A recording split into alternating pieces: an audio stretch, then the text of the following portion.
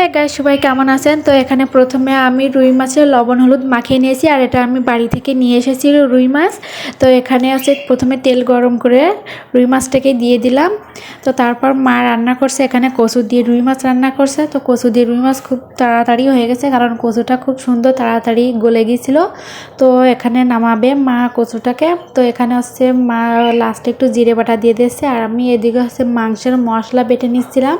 সেজন্য মা রান্না করছে। মায়ের চোখে হচ্ছে ছানি পড়ছে, তেমন দেখতে পায় নাই এক চোখে, সেজন্য হচ্ছে অপারেশন হতে আইছে খুলনায়।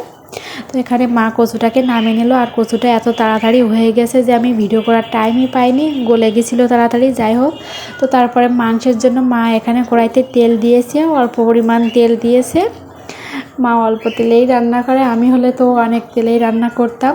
তো এখানে আছে পেঁয়াজ রসুন আদা সব কিছু একবারে দিয়ে দিচ্ছে মা। তারপরে একটু জিরেও দিয়ে দিয়েছে এখানে। সবটুকু ভালোভাবে কষিয়ে নেবে, কারণ হচ্ছে এখানে হচ্ছে পেঁয়াজ রসুনের কাঁচা ভাব গন্ধটা যাতে চলে যায়, সেজন্য খুব সুন্দরভাবে কষিয়ে নেবে। তো তারপর এখানে শুকনো চাল বাটা দিয়ে দিয়েছে। এগুলো সব আমি বেটেছি। মার চোখেও সমস্যা, মা হচ্ছে কালকে অপারেশন হবে চোখে ছানি, সেজন্য। তো এখানে তারপর এখানে 600 গ্রামের মতো হচ্ছে খাসির মাংস ছিল, তো সেটাকে মা দিয়ে দিয়েছে।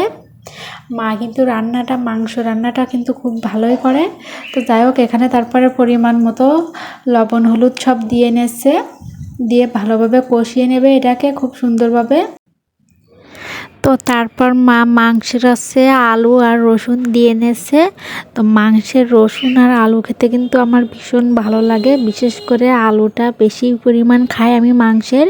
মানে মাংস থেকে এত পরিমাণ আলু খাই, মানে মাংসের চেয়ে আলু বেশিই খাই।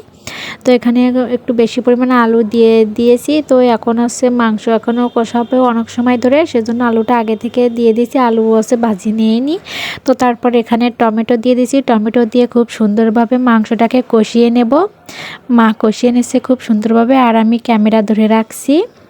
তো কালারটা এখন থেকে এত সুন্দর আর এসেছে, আর এত গন্ধ বেরোচ্ছে, মনে হচ্ছে কখন খাবো। যাই হোক, তো এবার মাংসতে জল দিয়ে দিচ্ছে এবার। তো কালারটা এত সুন্দর এসেছে, মনে হচ্ছে কখন খাবো, শুধু নামানোর অপেক্ষা। তো এবার ফোটানোর অপেক্ষা। মাংসটা খুব সুন্দরভাবে সেদ্ধ হয়ে গেছে, এখন অল্প পরিমাণে জল দিয়েছে, দিয়ে এবার তাড়াতাড়ি নামাতে হবে, খুব তাড়াতাড়ি। তো তারপর মা এখানে এবার ঢেকে দিয়ে কিছুক্ষণ রেখে দেবে, তারপরে নামিয়ে ফেলবে। তো মা এবার নামিয়ে ফেলবে, আর মা কিন্তু রান্নার শেষেই একদম হচ্ছে জিরে বাটা একটু দিয়ে দেয়, কারণ হচ্ছে গন্ধটা ভালো আসে, সেজন্য জিরে বাটা একদম লাস্টে দেয়, আগেও দেয়, তারপরে একদম লাস্টে নামানোর সময় একটু দেয়, যাতে হচ্ছে খুব সুন্দর গন্ধ বেরোয়। তো এবার মা নামিয়ে এনেছে মাংসটাও হয়ে এসেছে। তো কেমন হয়েছে ভিডিওটা অবশ্যই সবাই জানাবেন। আর আমি এখন লোভ সামলাতে পারছি না, তাড়াতাড়ি খেতে যাই। তো টাটা, বাই বাই।